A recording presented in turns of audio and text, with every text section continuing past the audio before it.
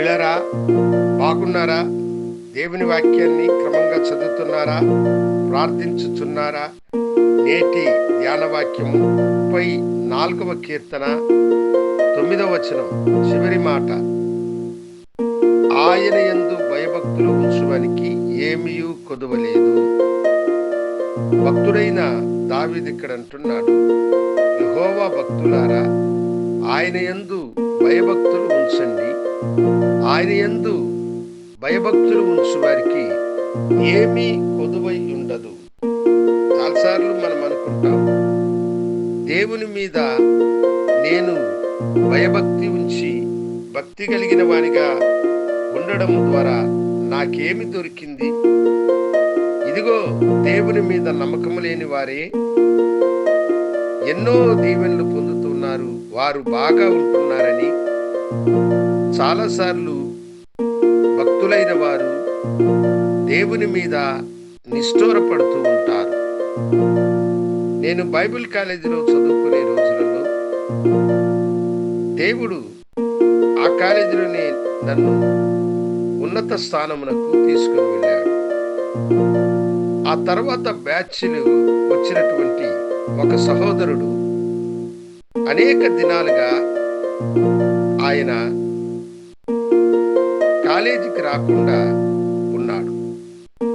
ఎందుకు అతను రావడం లేదో కనుక్కోమని చెప్పి మా డైరెక్టర్ గారు ఆయనున్న గ్రామానికి నన్ను పంపించారు. వారి గ్రామానికి నేను వెళ్ళి వారి తండ్రితో మాట్లాడినాను. ఇదిగయ్యా, ఇప్పుడే వస్తాడు, మీరు కూర్చోండి అన్నాడు. నేను మంచం మీద కూర్చున్నాను. కొంతసేపటికి ఆ యవనస్తుడు తన నెత్తిన ఒక తట్ట పెట్టుకొని ఒళ్ళంతా మట్టి కొట్టుకొని వచ్చాడు.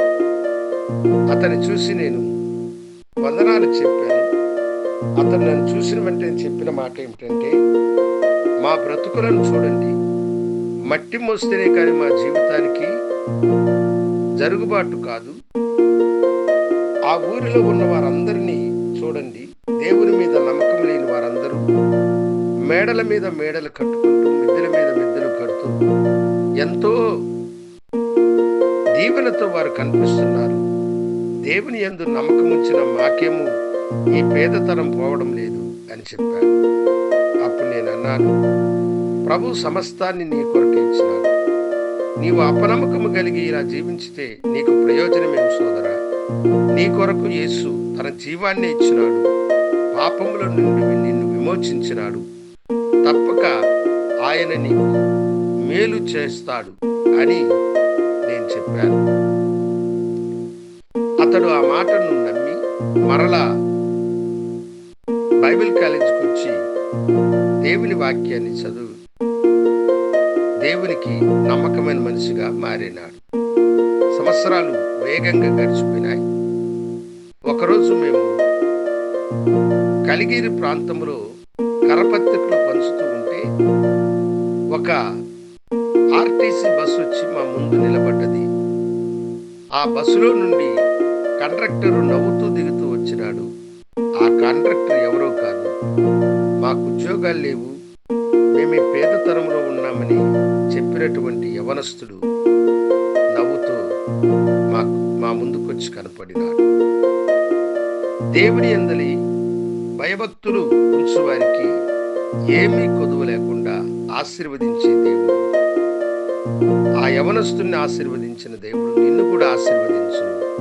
అధైర్యపడకండి. మీ నిమిత్తమే దేవుడు తన కరములను చాపి మిమ్మలను హక్కున చేర్చుకుంటూ ఉన్నాడు.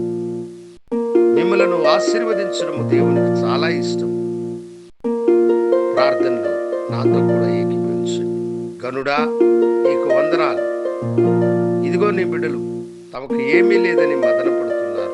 సమస్తాన్ని వారికి ఇచ్చి వారిని ఆశీర్వదించుకుని నీ కృపాకరములకు నీ బిడ్డలను సమర్పించుకుంటూ యేసు నామమున అడిగి పెడుతున్నాము తండ్రి. ఆమేన్. శుభోదయం. ప్రభు మిమ్మలను దీవించునుగాక. ఆమేన్.